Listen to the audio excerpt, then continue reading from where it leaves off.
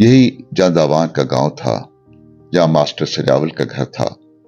Master Sajawal ریاضی کے استاد تھے اور ایک دوسرے گاؤں کے اسکول میں پڑھاتے تھے۔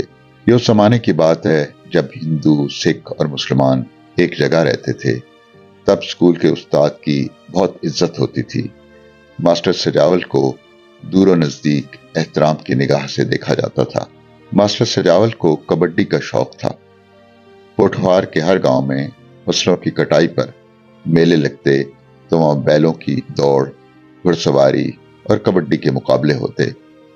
اس روز لوگ اجلے کپڑے پہن کر میلہ دیکھنے جاتے، جہاں کھانے پینے کے ڈھابے ہوتے، کھلونوں کی دکانیں ہوتی، چوڑیوں اور نقلی جیولری کے سٹال ہوتے، مٹھائیاں اور جلیبیوں کی ہٹیاں ہوتی، اور پھر کبڈی کے مقابلے جن کے ساتھ ڈھول بجانے والے اور ڈھول کی تھاپ پر